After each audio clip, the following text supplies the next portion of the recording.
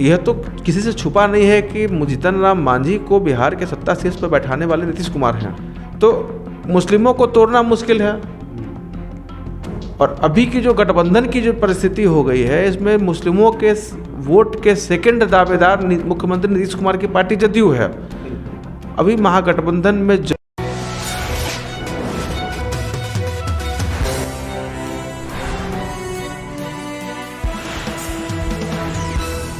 रमेश भाई काम कर रहे हैं कि नहीं सासाराम?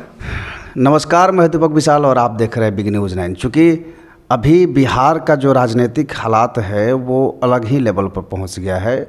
बहुत तरह की बात विवाद चल रही है। विधानसभा में आपने जो देखा वो चीज़ें, उसके बावजूद फिर सड़क से लेकर सदन तक जो चीज़ें हो रही हैं वो दिन प्रतिदिन कहीं ना कहीं बिहार की राजनीति को एक अलग रूप देने की कोशिश में लगी हुई है। और सबसे अहम बात है कि आज एक पटना के तमाम चौक चौराहों पर एक पोस्टर घूमते नज़र आया 2-3 दिनों से, और उसमें ये देखा गया कि 20,000 यादव जो हैं वो बीजेपी में शामिल होने जा रहे हैं। तो हमारे साथ मौजूद हैं आलोक आज़ाद जी, और चूँकि राजनीति को अच्छे से समझते हैं, इनसे हम चर्चा करेंगे और समझेंगे कि क्या मामला है और किस तरह की राजनीति करने जा रही है बीजेपी। बहुत बहुत स्वागत है आलोक जी। जी नमस्ते, धन्यवाद। अभी जिस तरह के पोस्टर और न्यूज़ों में ये जो खबर जा रही है कि 20,000 यादव एक साथ बीजेपी ज्वाइन कर रहे हैं, ये क्या है पूरा मामला? देखिए,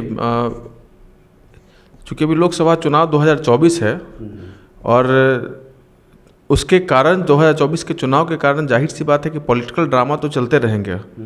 और बिहार तो राजनीति की उर्वरा भूमि है और बिहार में पॉलिटिकल ड्रामा ना हो, ये हो नहीं सकता है।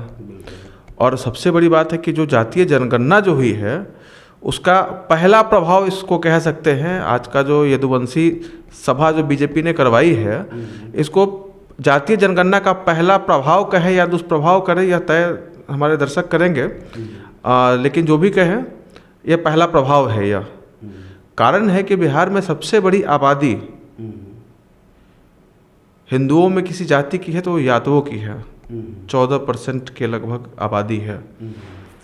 और ये जो 14% की जो आबादी है, इसके साथ इससे भी एक बड़ी आबादी है जो मुस्लिमों की आबादी है 19.5%।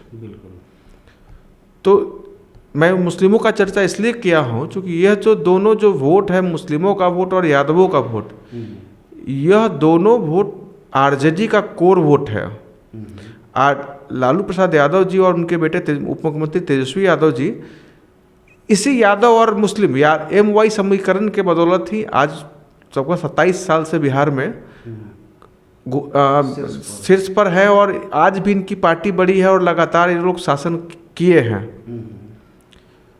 तो जब बीजेपी को पता है कि जब तक मुस्लिम तो बीजेपी के साथ जाएगा नहीं, यह तो अटल सत्य है जिसको बीजेपी बदल नहीं सकती। हाँ, बीजेपी प्रयास जरूर कर रही है, मोदी मित्र के माध्यम से, अल्पसंख्यक मोर्चा के माध्यम से, लेकिन कितने मुस्लिम जुड़ रहे हैं यह देखने की बात है। तो मुस्लिमों को तोड़ना मुश्किल है। और अभी की जो गठबंधन की जो परिस्थिति हो गई है, इसमें मुस्लिमों के वोट के सेकंड दावेदार मुख्यमंत्री नीतीश कुमार की पार्टी जदयू है।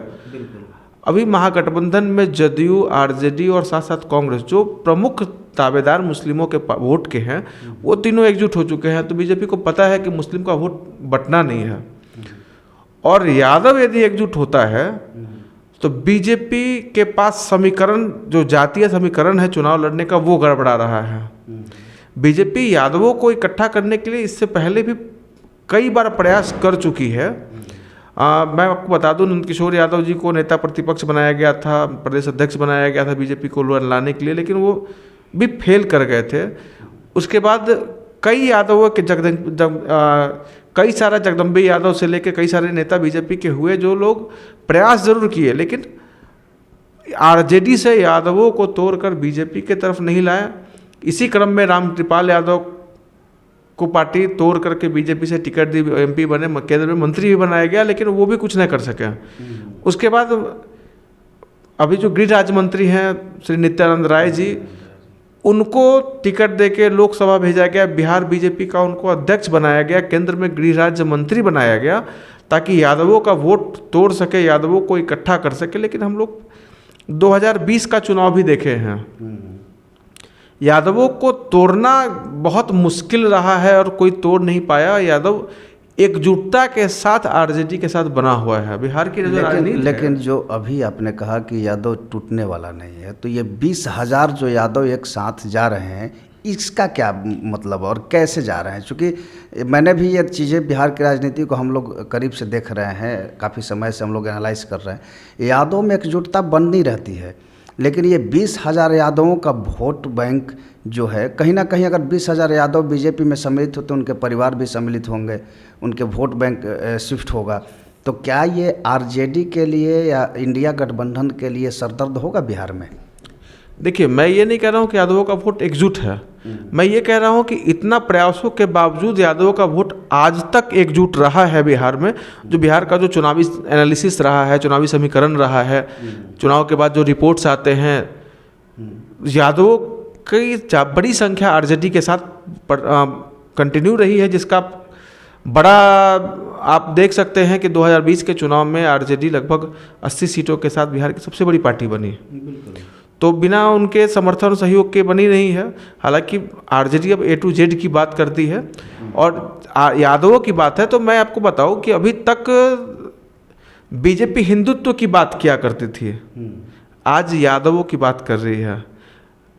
धर्म वाली राजनीति से हट के जात की राजनीति पे आ गई है। तो कहीं ना कहीं बीजेपी को बिहार में डर जरूर है महागठबंधन से।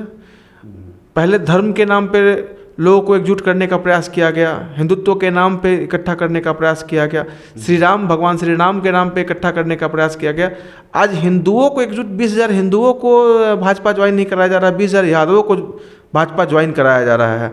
मैं भी अभी यहाँ आपके कार्यालय में आने के पहले मैंने देखा है, कई सारे होर्डिंग्स शहर में लगे हैं, जिसमें यह है कि गोवर्धन पूजा के अवसर पर यदुवंशी भाजपा के साथ, लेकिन उसमें निवेदक जो दिख रहा है यादव जरूर हैं।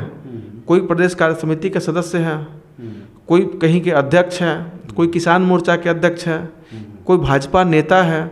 तो उसके मेन स्ट्रीम के लीडर एक भी नहीं है। तो नहीं, मैं ये बता रहा हूँ, जो लोग निवेदक हैं, यदि कोई आरजेडी का यादव नेता निवेदक होता, यदि कोई कांग्रेस का यादव नेता निवेदक होता, यदि कोई जदयू का यादव नेता या किसी और पार्टी का यादव नेता निवेदक होता, या कोई शामिल होने की चर्चा, इस तरह की बड़े नेताओं की चर्चा होती, तो वैसी तो कोई बात हुई नहीं। लेकिन जो भी उनके बैनर्स में जो निवेदक थे ना, वो जो भी यादव थे, वो भाजपा से जुड़े हुए और भाजपा के ही नेता हैं। तो अब वो लोग कितने यादवों को तोड़ के ला पा रहे हैं, ये देखने की बात है। नहीं, इसका एक और भी मतलब निकाला जा सकता है। जैसे अगर आपने कहा कि 20,000 यादवों का बीजेपी में मिलन हो रहा है, तो कहने का मतलब ये है कि 20,000 यादव, आप किसी नेता, किसी पार्टिकुलर चेहरे, किसी बड़े नाम के पीछे नहीं है।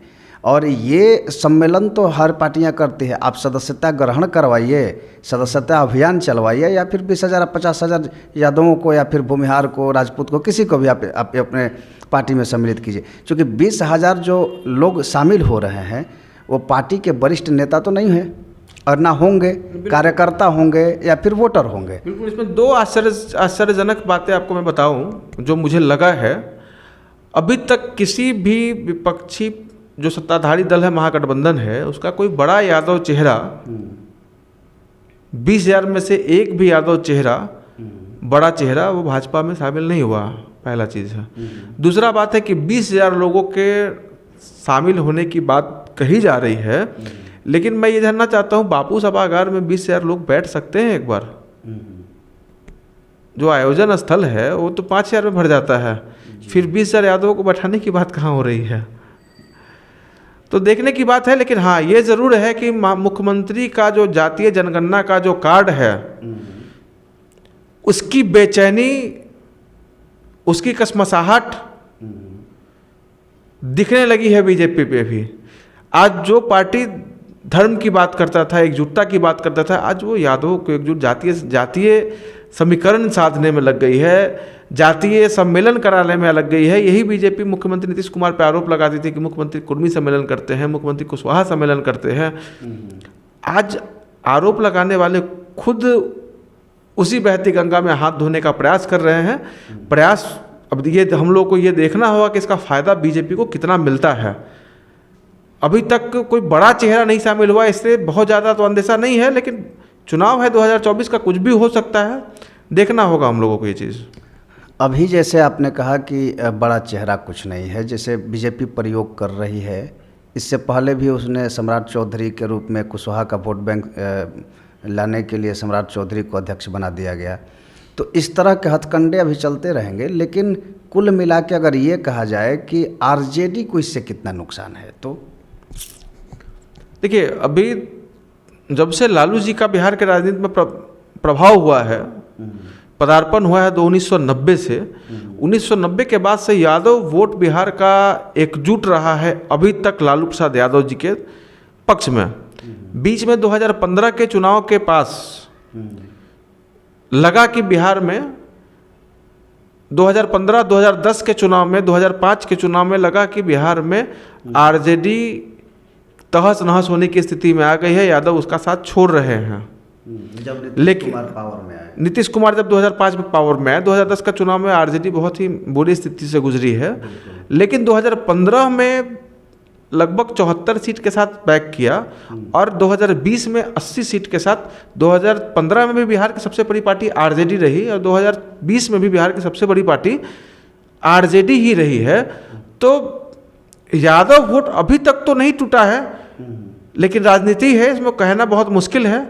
बीजेपी लगातार अपना प्रयास जारी रख रही है, कभी रामकृपाल यादव जी को केंद्रीय मंत्री बना करके, कभी नित्यानंद राय जी को केंद्रीय मंत्री बना के, कभी नित्यानंद राय जी को अध्यक्ष बना करके, कभी नंदकिशोर यादव जी को भी अध्यक्ष बना के बीजेपी प्रयास कर रही है। अब देखना है कि कितना यादव को तोड़ पाती है बीजेपी, क्योंकि जितना बड़ा वोट बैंक यादव का है वो जब तक टूटेगा नहीं तब तक बिहार में बीजेपी को की राह बहुत कठिन है लोकसभा में। अभी जैसे जो सदन में वाकया हुआ नीतीश कुमार को, उन्होंने माफ़ी भी मांगा, उसके बाद फिर दूसरे दिन जो जीतन राम मांझी के साथ चीज़ें हुई, जीतन राम मांझी सड़कों पर हैं और अब कानूनी कार्रवाई करने की भी लगातार बातें कह रहे हैं। तो क्या लगता है कि ये किस तरह का मसला होना चाहिए और इसका समाधान क्या होना चाहिए? देखिए, बिहार के ही नहीं देश के राजनीति में मुख्यमंत्री नीतीश कुमार को काफ़ी गंभीर राजनेता के रूप में माना जाता है और उनकी सबसे अलग पहचान रही है। लेकिन विगत कुछ समय से कुछ जो मुख्यमंत्री जी का जो कार्यक्रम में उनका जो देखा जा रहा है, उसमें कुछ ना कुछ बदलाव, कुछ ना कुछ अंतर लग रहा है। जैसे लग रहा है मुख्यमंत्री जी कहीं प्रेशर में तो नहीं है, या फिर उम्र का भी असर हो सकता है, या जो भी है। मेरी समझ से मुख्यमंत्री जी ने जो भी बातें कही है, जो महिलाओं के मामले में भी हम लोगों ने सुना, तो मैं देख रहा था इंटरव्यू वगैरह, तो पटना की ही लड़कियां कह रही हैं कि मुख्यमंत्री जी ने वैसा कुछ कहा नहीं। मुख्यमंत्री जी ने हमारे भविष्य के बारे में कहा, हमारे शिक्षा के बारे में कहा। जब तक हम लड़कियां पढ़े लिखेंगी नहीं, समझेंगे नहीं, सीखेंगे, तब तक परिवार नियोजन से लेकर बहुत सारे मुद्दों पर वो अपना राय विचार नहीं रख सकेंगी। और जब तक परिवार नियोजन या लड़कियां एजुकेटेड नहीं हो, तब तक बिहार का विकास भी संभव नहीं है। हाँ, बातें उन्होंने यही कही, लेकिन उनका जो कहने का जो अंदाज जो था ना, वो अंदाज लोगों को पसंद नहीं आया। लेकिन उन्होंने कोई गलत बात नहीं कही है, ऐसी लड़कियां कह रही हैं। और हमारे समझ से मुख्यमंत्री जी ने सही ही कहा है, लेकिन वही है कि कुछ चीज़ों को पर्दा में ही रहने देना चाहिए, कुछ लहजा में सुधार होना चाहिए, बस यही है। और मांझी जी के मामले में मुख्यमंत्री जी ने कहा कि भाई हमने आपको मुख्यमंत्री बनाया है, हमारी गलती है। तो यह तो किसी से छुपा नहीं है कि जीतन राम मांझी को बिहार के सत्ता शीर्ष पर बैठाने वाले नीतीश कुमार हैं जी। तो सत्ता शीर्ष पे बैठाने वाले नीतीश कुमार हैं, सत्ता से उनको बेदखल करने वाले भी नीतीश कुमार हैं। यही बात उन्होंने सदन में उनको बताई है। तो अभी सड़कों पर ये एक मैसेज क्यों जा रहा है, या प्रेस कॉन्फ्रेंस करके मांझी जी कहते हैं कि दलितों का अपमान हो गया है, हमें अपमानित किया गया? देखिए, दिक्कत क्या है कि बिहार की राजनीति में जातिवाद का आरोप नीतीश कुमार पे लगता था, आज भी लग रहा है मुख्यमंत्री पे। लेकिन दलितों की अलग राजनीति बिहार में चल रही है, यादवों के लिए अलग राजनीति चल रही है, कुशवाहा के लिए अलग राजनीति चल रही है, राजपूतों के लिए अलग राजनीति चल रही है। तो कई सारे जातों का जातीय सम्मेलन एक वर्ग, एक जाति, एक पार्टी विशेष के द्वारा आयोजित किया जा रहा है। तो मुझे लगता है कि मुख्य महागठबंधन के वोटों को, चूँकि दलित महागठबंधन के वोट है, दलित और महादलित, यादव महागठबंधन के वोटर रहे हैं, कुशवाहा और कुर्मी नीतीश कुमार के साथ रहे हैं। तो मुझे लगता है कि जो महागठबंधन का जो कोर वोटर है उसको डिस्टर्ब करने के लिए ये सब राजनीति हो रही है। और जीतनराम मांझी ने इसको दलित का मुद्दा बना लिया है, दलित का अपमान का मुद्दा बना लिया है। तो अभी 2024 का चुनाव है, तो हर नेता अपने पक्ष में सहानुभूति जुटाने के लिए, एकजुट करने के लिए कुछ ना कुछ तो कर ही रहा है। कोई सड़क पर है, कोई सत्ता में है। वह मुझे लगता है कि आज का कार्यक्रम अपने वोटरों को मैसेज देने के लिए बीजेपी ने आयोजित किया कि भाई आपका 10% है, यादवों का भी 14% हमारे साथ हो जाएगा, अति पिछड़ा का भी 36% हमारे साथ हो जाएगा, पिछड़ा का 27% हमारे साथ हो जाएगा। तो यह मैसेज और देने का यह प्रयास मुझे लगता है कुल मिला के। तो ये थे हमारे साथ आलोक आज़ाद जी, जो बिहार की राजनीति को बहुत बारीकी से समझते हैं, और हमने इन तमाम मुद्दों पर गहराई से चर्चा किया है। बाकी आप अपनी प्रतिक्रिया देते रहिएगा कि किस तरह की चर्चाएं में क्या हो सकती है, अपने कमेंट में ज़रूर बताइएगा। बहुत बहुत धन्यवाद जी। धन्यवाद। तो ऐसे तमाम खबरों को हम लेकर के आते रहेंगे, बने रहिए हमारे साथ। नमस्कार।